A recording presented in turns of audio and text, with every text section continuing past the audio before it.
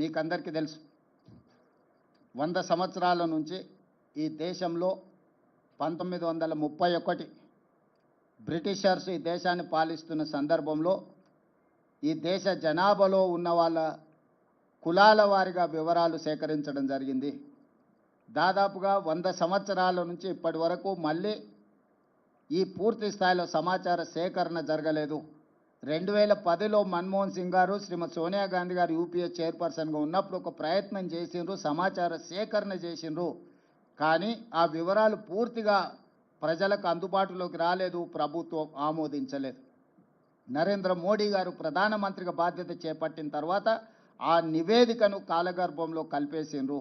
ఈ 11 సంవత్సరాలు వారు ఎలాంటి ప్రయత్నం చేయలేదు. కానీ శ్రీ రాహుల్ గాంధీ గారు కన్యాకుమారి నుంచి కశ్మీర్ వరకు 150 రోజులు 4000 కిలోమీటర్లు మండు టెండల్లో మంచు కొండల్లో పాదయాత్ర చేస్తూ ఈ దేశ ప్రజలందరినీ కలిసినప్పుడు దేశ ప్రజల యొక్క ఆలోచన, దేశ ప్రజల యొక్క గుండె చప్పుడు విన్న రాహుల్ గాంధీ గారు స్పష్టమైన హామీ ఇచ్చిండు ఈ దేశ ప్రజలకు. ఏ రాష్ట్రంలో మా ప్రభుత్వం ఏర్పడుతుందో ఆ రాష్ట్రంలో మేము జనగణనలో కులగణనను ఏర్పాటు చేస్తాము, వివరాలు సేకరిస్తాము. అదేవిధంగా కేంద్రంలో కూడా మా ప్రభుత్వం ఏర్పడిన ఎంబడే జనగణనలో కులగణనను కలిపి సమాచారాన్ని సేకరించి ఇది ఈ సమాజానికి సంబంధించిన ఎక్స్రే, ఈ ఎక్స్రే ద్వారా వాళ్ళు ఎంతమంది ఉన్నారో అంత వాళ్లకు నిధుల విషయంలో, నియామకాల విషయంలో న్యాయం చేస్తామని రాహుల్ గాంధీ గారు హామీ ఇచ్చారు. ఈరోజు రాహుల్ గాంధీ గారు హామీ మేరకు తెలంగాణ ప్రజలు కాంగ్రెస్కు ప్రభుత్వాన్ని అందించడం జరిగింది. రాహుల్ గాంధీ గారు సూచనలు తీసుకుంటూ తెలంగాణ రాష్ట్రంలో కులగణను విజయవంతంగా ఎలాంటి వివాదాలు లేకుండా, ఎలాంటి తప్పులు లేకుండా ప్రతిపక్షాలను, అదేవిధంగా అందులో భాగస్వాములను, అదేవిధంగా ప్రజా హక్కుల సంఘాలను అందరిని కూడా వాళ్ళ అభిప్రాయాలను సేకరించి ప్రశ్నాపత్రాన్ని తయారు చేసి చట్ట పరిధిలో రాజ్యాంగబద్ధంగా ఈ వివరాలన్నిటిని కూడా సేకరించి ఈరోజు దేశానికే ఆదర్శంగా నిలబడ్డం. రాహుల్ గాంధీ గారికి ఈరోజు తెలంగాణ ప్రజల తరఫున నేను ధన్యవాదాలు తెలియజేయదలుచుకున్న, బలహీన వర్గాల తరఫున నేను ధన్యవాదాలు తెలియజేయదలుచుకున్న. ఈరోజు పెద్దలు కేశవరావు గారు, హనుమంతరావు గారు, మధుయాస్కి గారు, పొన్నం ప్రభాకర్ గారు, అంజన్ కుమార్ యాదవ్ గారు, చాలామంది మిత్రులు, షబీర్ అలీ గారు, చాలామంది శాసనసభ్యులు, వీళ్ళందరూ కూడా నన్ను అభినందించడానికి వచ్చిండు. ఈ అభినందనలు నాకు కాదు, రాహుల్ గాంధీ గారికి చెందాలి. వారి ఆలోచనను, వారి సూచనలను తీసుకొని తెలంగాణ రాష్ట్ర ప్రభుత్వం ఈ కులగణను చేపట్టడం జరిగింది. స్పష్టంగా, పారదర్శకంగా, అత్యంత భద్రంగా ఈ వ్యవహారాన్ని మొత్తం ప్రభుత్వం ఒక ప్రతిష్టాత్మకంగా తీసుకొని అమలు చేయడం జరిగింది. ఇందులో మంత్రివర్గ ఉపసంఘం group of ministers Uttam Kumar Reddy గారు, బట్టి విక్రమార్క గారు, సీతక్క గారు, అదేవిధంగా శ్రీధర్ బాబు గారు, పొన్నం ప్రభాకర్ గారు అందరూ కూడా ఇందులో అధికారులతోని చీఫ్ సెక్రటరీ నుంచి ఎన్యూమరేటర్ల వరకు దాదాపుగా 150,000 మంది భాగస్వాములు అయ్యి దాదాపుగా 90 రోజులు నిరంతరం పనిచేసి ఈ విజయవంతంగా ఈ నివేదికను తయారు చేయడం జరిగింది. ఆ తర్వాత అసెంబ్లీలో తీర్మానం చేసినాం, 2 తీర్మానాలు చేసినాం. ఒకటి, జనగణనలో కులగణన కేంద్ర ప్రభుత్వం తక్షణమే చేపట్టాలి. అదేవిధంగా బీసీ రిజర్వేషన్లను 50% పరిధిలో నియంత్రించడం కాదు, ఈ 50% పరిధిని దాటి రిజర్వేషన్లు పెంచాలి. అందులో 42% బీసీలకు రిజర్వేషన్లు ఇవ్వాలి అని మేము శాసనసభలో తీర్మానం చేసి కేంద్ర ప్రభుత్వానికి పంపించినాం. కుల సంఘాల మద్దతు జంతర్ మంతర్లో కేంద్ర ప్రభుత్వం మీద పార్లమెంట్ జరిగేటప్పుడు ఒత్తిడి తీసుకురావడానికి రోజంతా ధర్నా చేసినాం. జాతీయ స్థాయిలో ఉన్న రాజకీయ పార్టీలు, దాదాపుగా 16 పార్టీలకు సంబంధించిన ప్రతినిధులు ఆ నిరసన కార్యక్రమంలో పాల్గొని సంపూర్ణంగా మాకు మద్దతు ఇవ్వడం జరిగింది.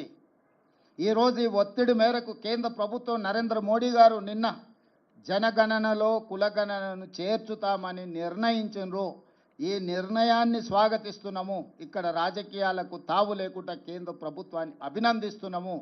అయితే ఇది అమలు చేసే క్రమంలో తీసుకోవాల్సిన జాగ్రత్తలు, నిర్ణయించాల్సిన సమయం అనేది అత్యంత కీలకము. ఈరోజు ప్రధానమంత్రి గారిని నేను అడుగుతున్నా, మీరు ఎప్పుడు మొదలు పెడుతున్నారు, ఎప్పటిలోగా జనగణన కులగణన చేర్చి పూర్తి చేస్తారో మీరు తేదీలను నిర్ణయించండి. అదేవిధంగా ఇది అమలు చేసే క్రమంలో మీరు తీసుకోబోయే నిర్ణయాలు, అమలు చేసే ముందు వచ్చే సవాళ్లను, సమస్యల్ని ఏ విధంగా అధిగమించదలుచుకున్నారో మీరు అన్ని రాజకీయ పక్షాలతో చర్చించండి. ఇది సీక్రెట్ డాక్యుమెంట్ కాదు, ఇది ఎనీ పొలిటికల్ పార్టీ రెస్పాన్సిబిలిటీ కాదు, ఇది గవర్నమెంట్ ఆఫ్ ఇండియా బాధ్యత.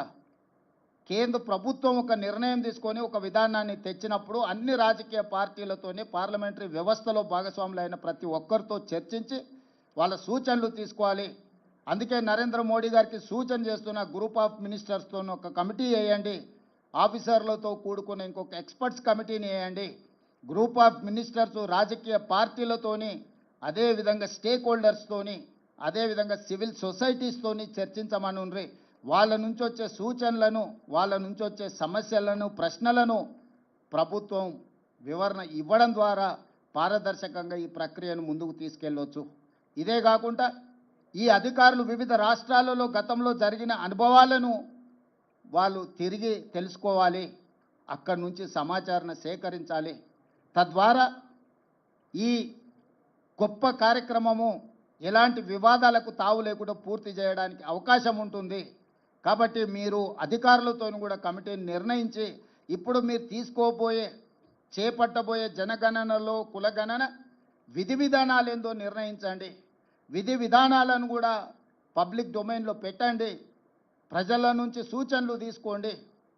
మేము సమాచార సేకరణ చేసినప్పుడు 57 ప్రశ్నలను ప్రజల నుంచి అడిగి ప్రశ్నాపత్రాలను తయారు చేసి ఆ ప్రశ్నాపత్రాలను కూడా మేము ప్రజల ముందు పెట్టినాం.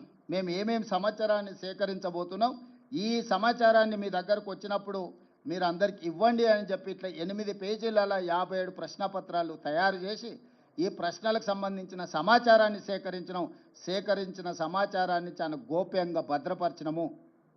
వ్యక్తులు, కుటుంబాలకు సంబంధించిన సమాచారాన్ని ప్రజలకు ఇవ్వలేదు. వాళ్ళ సామాజిక వర్గాల యొక్క నిష్పత్తిని మాత్రమే ప్రజలకు వివరించినాం. శాసనసభలో కూడా ఆ వివరాలను పెట్టి సభలో చర్చించి ఫైనల్గా ప్రభుత్వం దీన్ని చట్టాన్ని చేసినప్పుడు కూడా సభలో సుదీర్ఘమైన చర్చ చేసి అన్ని రాజకీయ పార్టీలను ఇందులో భాగస్వాములను చేసినాం. ఎక్కడ కూడా మా పార్టీ విధానంగానో మా ప్రభుత్వంలో ఉండే కొద్దిమంది వ్యక్తుల విధానంగానో దీన్ని మేము అమలు చేయలేదు. 4 కోట్ల తెలంగాణ ప్రజలు, ప్రతిపక్ష పార్టీలతో సహా ప్రభుత్వం, అదేవిధంగా స్టేక్ హోల్డర్స్ ఎవరైతే భాగస్వాములు ఉన్నారో, లబ్ధిదారులు ఉన్నారో వాళ్ళు, అదేవిధంగా ప్రజా హక్కుల కోసం పనిచేసే వాళ్ళందరినీ కూడా ఇందులో భాగస్వాములను చేసి వాళ్ళకు నమ్మకం, విశ్వాసం కల్పించి ఈరోజు ఈ కార్యక్రమాన్ని ముందుకు తీసుకెళ్ళినాం. అందుకే ఈరోజు తెలంగాణలో దేశంలోనే మొదటి రాష్ట్రంగా తెలంగాణ నిలబడ్డది. ఇవాళ దేశానికే ఆదర్శంగా తెలంగాణ ముందు వరుసలో ఉన్నది. నిన్న రాహుల్ గాంధీ గారు అదే విషయం చెప్పినారు. తెలంగాణ మోడల్ ఈ దేశానికి రోల్ మోడల్. ఈ రోల్ మోడల్ నుంచి మీరు నేర్చుకోండి, తద్వారా పకడ్బందీగా దీన్ని అమలు చేయండి అని రాహుల్ గాంధీ గారు సూచన చేసినారు.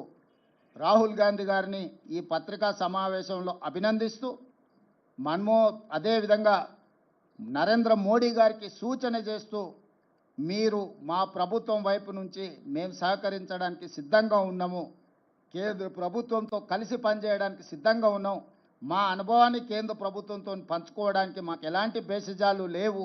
రాజకీయ ప్రక్రియలో కానీ, అధికారుల నిర్ణయాలలో కానీ, అదేవిధంగా ఇప్పుడు జస్టిస్ సుదర్శన్ రెడ్డి, కంచె ఐలయ్య గారు, ప్రొఫెసర్ శాంతాసేన గారు ఇలాంటి మేధావులను కూడా ఈ నివేదిక ఇచ్చి ఏ రకంగా ఈ నివేదిక ద్వారా ఈ పేదలకు, ఇందులో భాగస్వాములకు న్యాయం చేస్తామో కూడా ఒక ఎక్స్పర్ట్స్ కమిటీని కూడా వేసి వాళ్ళ నుంచి కూడా మేము అడ్వైస్ తీసుకుంటున్నాము. ఎందుకంటే నివేదిక తయారు చేయడంతో మన బాధ్యత అయిపోలేదు. ఆ నివేదిక ద్వారా నిజమైన పేదలకు లబ్ధి చేకూరాలి, నిజమైన బలహీన వర్గాలకు మేలు జరగాలి అన్న ఆలోచన కృత్రిమంగా 50% రిజర్వేషన్ ఏదైతే అప్పర్ లిమిట్ క్యాప్ పెట్టినరో దాన్ని తొలగించడమే కాదు, బీసీలకు 42% రిజర్వేషన్ ఇవ్వాలి అన్న ఆలోచన ఏదైతే ఉన్నదో మేము తీర్మానం చేసినాం, జంతర్ మంతర్లో ధర్నా చేసినాం. ఏది ఏమైనా నిన్న కేంద్ర ప్రభుత్వం నిర్ణయం తీసుకున్నది, ఆలస్యమైన ఈరోజు ఈ నిర్ణయం తీసుకున్న దాన్ని స్వాగతిస్తూ దీన్ని పకడ్బందీగా అమలు చేయాలన్నదే మా ఆలోచన. కేంద్ర ప్రభుత్వానికి సంపూర్ణంగా రాష్ట్ర ప్రభుత్వం సహకరించి జనగణనలో కులగణనను పకడ్బందీగా చెయ్యాలి. తద్వారా బలహీన వర్గాలకు 42% రిజర్వేషన్లు రావాలి. విద్య, ఉద్యోగ, ఉపాధి అవకాశాలలో వాళ్ళకు సముచితమైన స్థానం కల్పించాలన్న రాహుల్ గాంధీ ఆలోచనను అమలు చేయడానికి ఎవరితోనైనా కలిసి పనిచేయడానికి మా ప్రభుత్వానికి ఎలాంటి అభ్యంతరాలు, ఇబ్బంది లేదు.